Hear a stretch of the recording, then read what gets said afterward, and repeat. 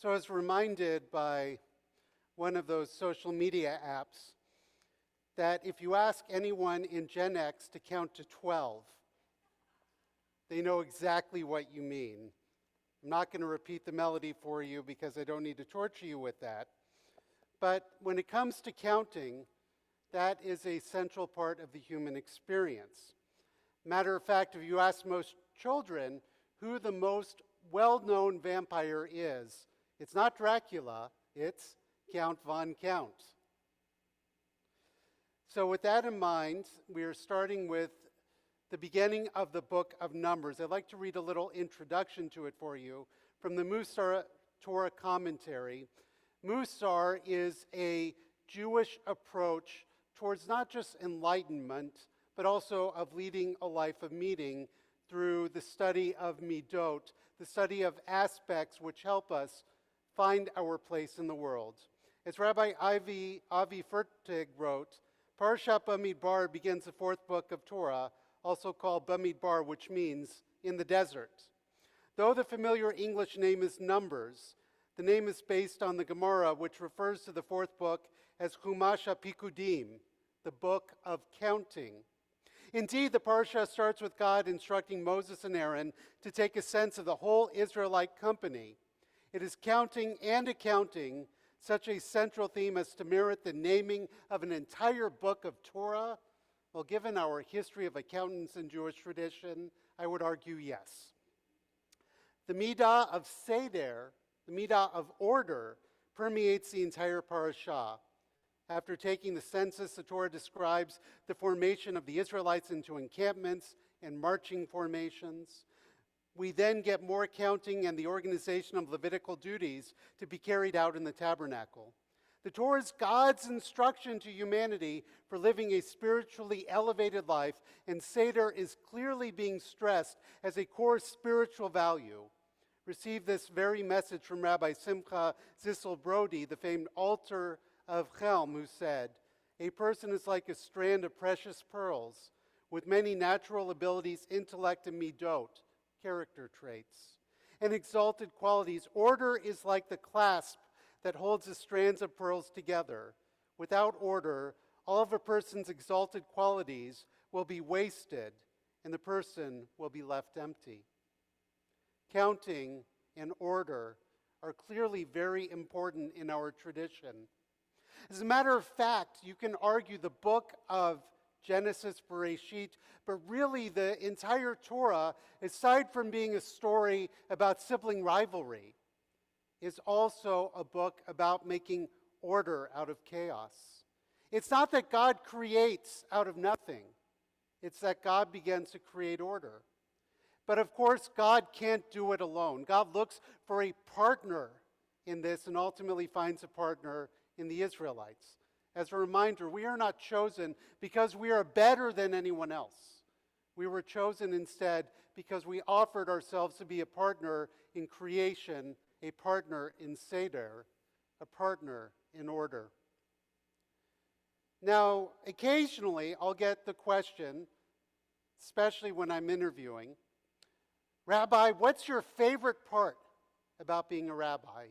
And aside from being there for major milestones, like when we add someone to our Jewish community, or when we celebrate a simcha, or where we grieve together with members of our community, or with their loved ones, it is that you never know what the day's going to bring. It can be very exciting. It can be very overwhelming. It can be completely unexpected. And then they'll follow it up and say, "Well, Rabbi, what do you find to be the most challenging?" And I will say, you never know what the day's going to bring. And that is because we find comfort in order. In just a few days, and by a few days I mean tomorrow morning, our youngest and I will be heading up to Osrui. This will be my first time at Osrui, one of our union camps, but not my first time at camp. I grew up at Green Family Camp, a small religious compound about 20 miles outside of Waco. The other religious compound about 20 miles outside of Waco. And one of the things that I love about camp, aside from the friendships and just being able to live freely and openly as a Jew in an environment that's permeated with Jewishness, is that you know what's going to happen every day. There's an order to it. There's a structure to it. People are dedicating hours and hours and days and weeks to making sure that the order works. You know what's expected of you, and you know what each day is going to represent and what each day is going to offer. I mention all of that because there is a beauty to Seder. There's a beauty to order. That's a beauty to knowing where you stand. There's a beauty to knowing that you count. But as we also know, the world doesn't work that way. The world is not ordered. The world is often unstructured. The world is chaotic. The world can oftentimes also be cruel. And it can be overwhelming. It can be exhausting. It can beat you down. It can wear you out. And so the question is, as we begin Parashat Bamidbar, as we begin with the counting of the Israelites, when we begin with the order of the Israelites, when we begin with the reminder of the Midah of Seder, when we live in a world where there's so many horrible things going on, how do we find meaning in counting? How do we find meaning in Seder? How do we find meaning in order?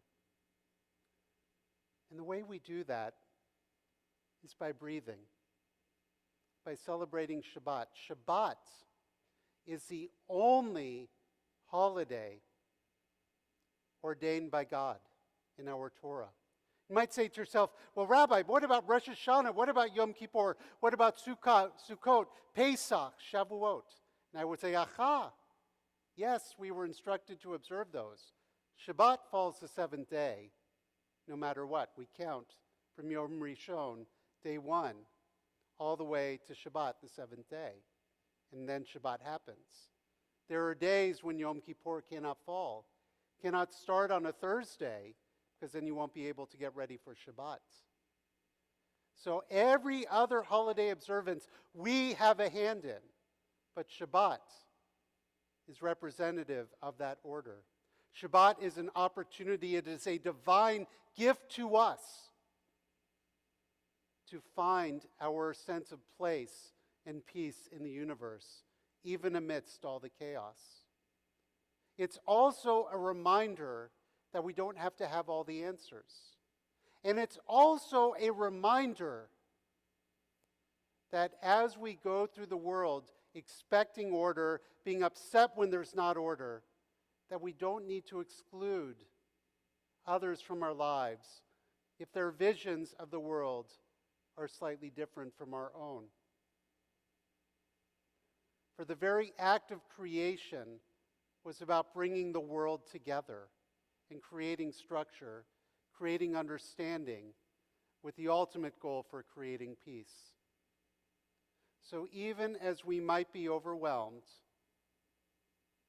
even as we might be struggling, even as the world may not fit what we are hoping it would be, nonetheless, we will work each day to count each day, to create a little more order, to create a little more peace, so that way one day the world can ultimately be at Shabbat, the world can ultimately be at rest. And until that day, make every day count, just as the count would remind us. One, one sacred day. Two, two sacred days.